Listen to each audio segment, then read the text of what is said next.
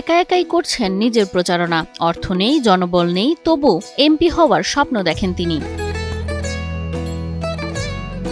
নির্বাচনের নেশায় ছেড়েছেন চাকরি, এক পর্যায়ে তাকে স্ত্রীও ছেড়ে চলে যায়, তবু নির্বাচন থামাননি। প্রতিদিন একাই চালিয়ে যাচ্ছেন নিজের প্রচারণা। আমি 2007 সালে বাংলাদেশ নৌবাহিনীতে আমি যোগদান করি। 2019 সালে আমি বাংলাদেশ নৌবাহিনীর চাকরিটা আমি ছেড়ে দেই। এরপর থেকে কিন্তু আমার স্ত্রীও আমাকে ছেড়ে চলে যায়। আমি একাকিত্ব জীবন। কোনো পোস্টার বা ব্যানার নেই, কোনো মিছিল, জনসমাবেশ বা বহন নেই, কিন্তু নীরবেই চলছে প্রচারণা। যেহেতু আপনার কোনো কর্মী নেই, একজন কর্মী রাখতে হলে কিন্তু তাকে 300-400 টাকা দেওয়া লাগে।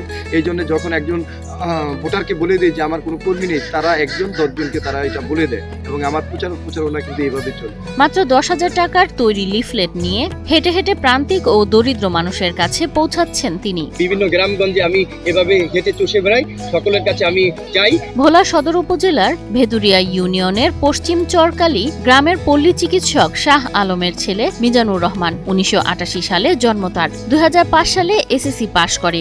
এরপর যোগদান করেন বাংলাদেশ নৌবাহিনীতে নাবিক হিসেবে। আমরা আগে ভোট দিছি, আমরা ভোট দিব একলা, আর কেউ নাই, আর একলাই আগে আমরা আগে ভোট দিয়ে আইছি, ভোট দিম। জনদলিত মানুষ, তিনি মানুষের সাথে যেভাবে মিশে, যেভাবে কথাবার্তা বলে, আলহামদুলিল্লাহ আমরা তার ভোট দিই। 2019 সালে স্বেচ্ছায় চাকরি ছেড়ে ফিরে আসেন নিজ গ্রামে। ধন সম্পদ নেই, জনবল নেই, বার্ষিক সঞ্চয় মাত্র 10,000 টাকা। বাবার 3% জমিতে একটি ভাঙাচোরা ঘরই তার একমাত্র সম্বল। তিনি আসন্ন ত্রয়োদশ জাতীয় সংসদ নির্বাচনে ভোলা 1 আসনের প্রার্থী। যে একজন জেলে, মুচি, অটো চালক, রিক্সাওয়ালা, সকল শ্রেণীবর্ণ, সকল পেশাজীবীর মানুষের যে অধিকার, এই অধিকার আদায়ের জন্য আমি ভোলা সদর 1 আসন থেকে ন্যাশনাল পিপলস পার্টি থেকে প্রতীক নিয়ে নির্বাচনে অংশগ্রহণ করব। মোহাম্মদ মিজানুর রহমান নির্বাচনে ব্যয় করছেন মাত্র 30,000 টাকা, যা এসেছে বন্ধু ও আত্মীয় সহায়তায়। বাৎসরিক আমার যে সঞ্চয়টা সেটা আমার 10,000 টাকা, আর নির্বাচনের যেই 30,000 টাকা যেই ব্যয়ের জন্য যেটা ধরা হয়েছে, এই টাকাটা আমাকে সাধারণ জনগণ আমাকে সহযোগিতা করে তারা আমাকে দিয়েছে। মিজানুর রহমানের লক্ষ্য স্পষ্ট, রাজনৈতিক দুর্নীতি, অনিয়ম এবং ক্ষমতার অপব্যবহারের বিরুদ্ধে দাঁড়িয়ে নির্যাতিত ও দরিদ্র মানুষের কণ্ঠ হয়ে জাতীয় সংসদে যাওয়া। বিশেষ ক্ষেত্রে চিকিৎসা সেবা এবং স্থানীয় যে সুযোগ সুবিধা, এগুলো অনেক দুর্নীতি করে। পেশা শক্তির যেই বিষয়গুলো আছে দুর্নীতির, এগুলো ইনশাল্লাহ আমি বন্ধ করব। এবং আইন শৃঙ্খলা পরিস্থিতির যে বিষয়টা, থানাতে গেলে অনেক সেবা পায় না, তারপর সরকারি যেই বিষয়গুলো আছে আপনার সুযোগ সুবিধা, সেই সুযোগ সুবিধা থেকে বঞ্চিত হচ্ছে অনেকে। ইনশাল্লাহ এগুলোও কিন্তু এই দুর্নীতিগুলো ইনশাল্লাহ প্রতিরোধ করা হবে।